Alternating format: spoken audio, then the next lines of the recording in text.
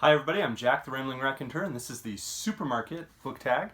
Uh, I was tagged by Jason over at Byways and Bookland for his original tag. And here we go. So first up the list. Before going book shopping, including virtually, do you have a list? So I have a couple of people have talked about this. I have a long list of books that I sort of think to myself, okay, I want to find a copy of that eventually. And when it's safe to go and browse used bookstores, I usually go to used bookstores, I'll just kind of check for a couple of those titles. And sometimes it takes, I'm not kidding when I say a decade, literally like 10 years when I find out about a book and then I finally find a copy of it. Two examples of that are one, The Sleepwalkers by Herman Brock, which I first found out about when I was reading The Man Without Qualities by Robert Musil.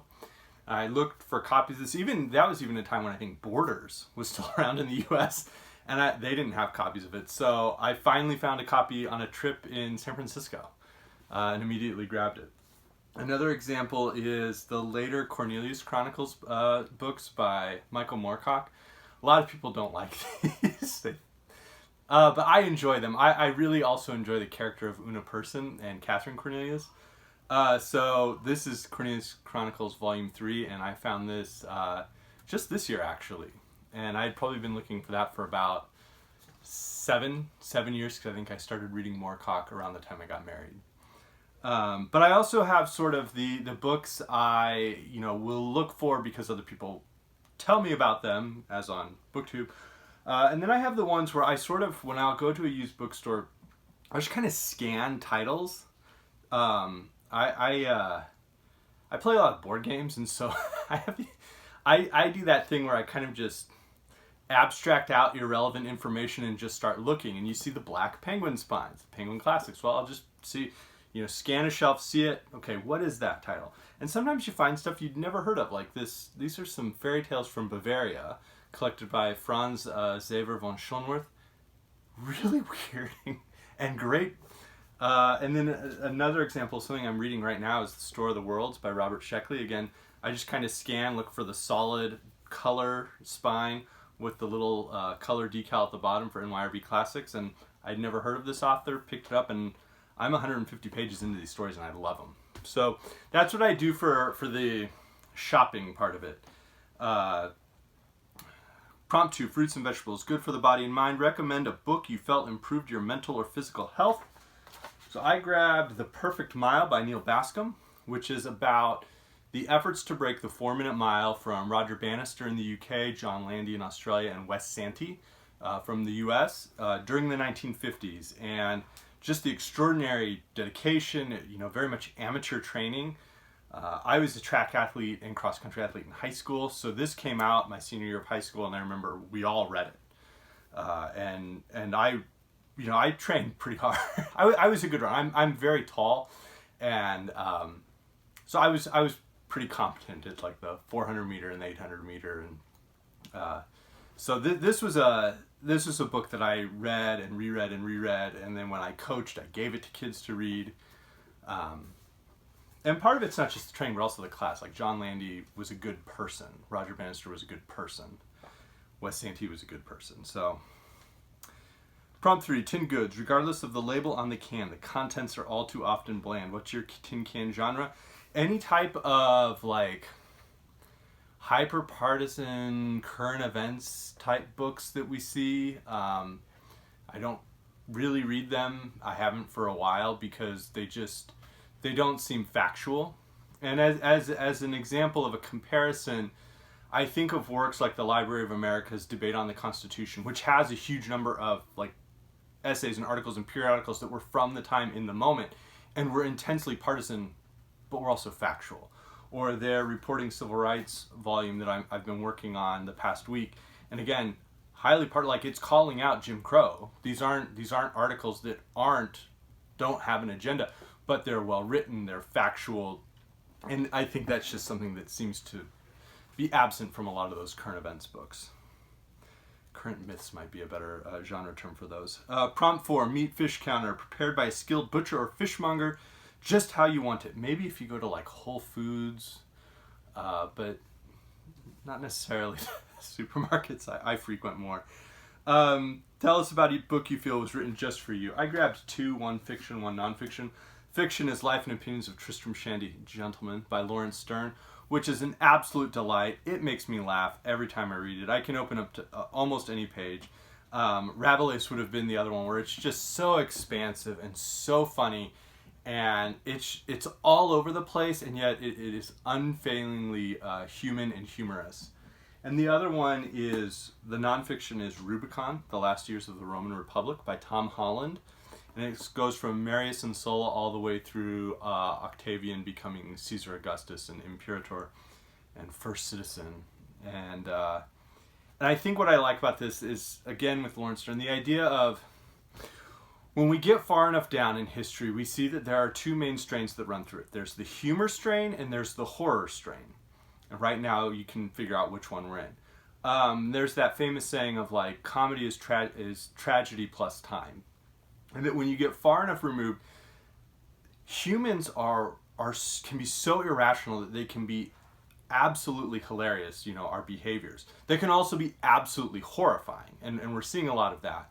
And in the final years of the Roman Republic, there were absolutely horrifying events, but there are also because they're human, there are times where it's becomes risible, some of the decisions people make or the ways they'll like posture and things like that. So that sort of is the way I look at history is the two strands of like how funny humans can be and how terrible humans can be.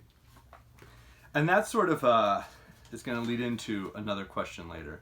So, baked goods. Bread is a staple for many around the world. Who is an author you can easily digest at any time of the day? There's a couple of poets, Anna Akhmatova. I've talked about her more recently. So, Percy Shelley is another one where when I go into Shelley, I smile, I enjoy what I'm reading, I enjoy the lyricism, I enjoy the language, I enjoy the humanity that exists within it. Prompt 6, a chilled section. Recommend a cool new author or a book that you recently discovered. Well, I'm the last person to come for anything cool. I'm the godfather of the millennials. We're not cool. We're too cool. Night Film by Marisha Pessl is probably my favorite book from the past 15 years.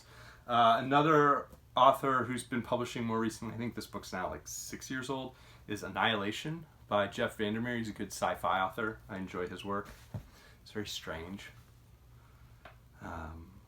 Prompt 7, the Frozen section. Tell us about a book that gave you the shivers. Horror felt too easy, and there's a lot of history that feels horrible, like anything about the Third Reich would fit into that. But kind of an outside-the-box one would be Steps by Jerzy Kosinski. And these are like almost little vignettes that are like dehumanizing. They're just horrible and horribly unpleasant. I got it in a selection of vintage contemporaries books. There was just a big pack of them for $10, and I think I even had like a half-off coupon at half price, so I got it for $5. Might have been 15 books for $5. It was some ridiculous price that I bragged about to my wife via text. And I read this one, and this was a very, very disturbing book. So, prompt 8, this is where I'm going to have a digression. Beers, wines, and spirits. I enjoy root beer. And the Holy Spirit. Name one of the first books you read that made you feel like an adult. So I'm going to talk about two, and I don't have copies of either of them, but it's also why I have my Netherlands jersey on. So my grandfather emigrated from the Netherlands in the 1950s as part of NATO. He was a pilot in the Dutch Air Force, and they trained on American jets, and so he came over here and fell in love and got married and stayed. But my great-grandparents, so he was 9 when the Nazis overran the Netherlands in 1940, and my great-grandparents were living in town, and they sent him to live in the country up north, not even with family, but with like just some friends of friends type thing, because my great-grandparents had decided to join the Dutch resistance, and they didn't want reprisals falling on their 9-year-old son. And then, they both survived. They were both fine. My great-grandpa lived into the 1960s, and my great-grandmother passed away in the year 2000. So, they both did well. and survived. But they absolutely, you know, were conducting guerrilla warfare against the Nazis. And so for me, reading the Diary of Anne Frank when I was in like 4th or 5th grade, and The Hiding Place as well, but the Diary of Anne Frank really turned my mind of like, this is somebody who was about my grandfather's age. This is somebody who was murdered because of her heritage. She didn't do anything evil. She didn't do anything wrong, and she was a child who was murdered. And the humanity that comes through from her writing really struck me as a kid. I realizing like this is somebody who is about a little bit older than me, but about my age, who could have been a contemporary of my grandfather's. That made it really brought home the idea, because I didn't have anybody in my family who had passed away at that point. So it really brought home the idea of like how vulnerable human life is and how important and special it is. So that was one. The other one was because my grandfather was a pilot. He had a motorcycle but not a driver's license for the first like year or so that my grandparents were married. So he would zip around on his motorcycle, but he didn't have a driver's license, couldn't drive a car, and he spoke English very poorly. So he had a variety of interesting jobs, and later taught like community college level math and stuff. So his immigration story, The American Dream, was very much a success. But he idolized Steve McQueen's character in The Great Escape to a degree that my father idolized that character and introduced my brother and I to that film by the time we were like 6. So I had an idea of The Great Escape, and I remember reading the nonfiction book by Paul Brickhill, The Great Escape, probably around the same time. So we're talking like 4th, 5th grade. And seeing that level of human courage and resilience against, you know, persistent defeat, against, you know, a horrible machine state, and then having 50 of them murdered by you know, the German military and the Gestapo and the SS really helped, at least for me, shape that understanding of like, there are permanent and real consequences for our decisions, but it doesn't mean that we still don't make those decisions, I guess. So those are 2 books that really just, I think, made me realize there was a lot more to life than what I was understanding as just a child. So that was my long digression. Prompt 9, Sweets and Candy. What genre author is your indulgence when you need a little treat read? So I have science fiction short stories. I just love them. I love little anthologies that have all sorts of cool little stories. This is the Science Fiction Hall of Fame Volume 4, which is a bunch of Nebula Award winners. This is Library of America's The Future is Female, 25 sci-fi stories by female authors. And I think because they're short, I love them because I can just jump in, dig in, and enjoy them. But the other one, of course, is crime fiction. I include spy fiction in that. So Alan Furst, this is his spy novel with a Dutch frigate captain. So, you know, in keeping with the theme, and a favorite of mine. Police procedurals like Maasol and Perwalu. And these are probably my favorite police procedurals. I'm not a huge fan of those within crime fiction. But and then all the way up through 1970s, 1980s, 1990s crime fiction. So Elmore Leonard, of course, is one. More recently, Dennis Lehane. So crime fiction is just a joy of mine.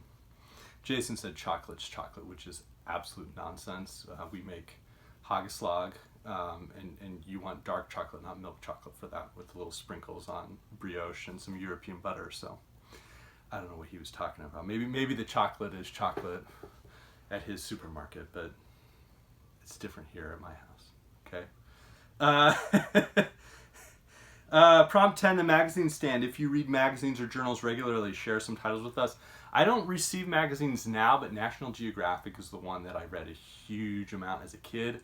My mom still has volumes of those titles, and eventually they'll make their way here when my kids are old enough to sit down and read those and enjoy them the way I did.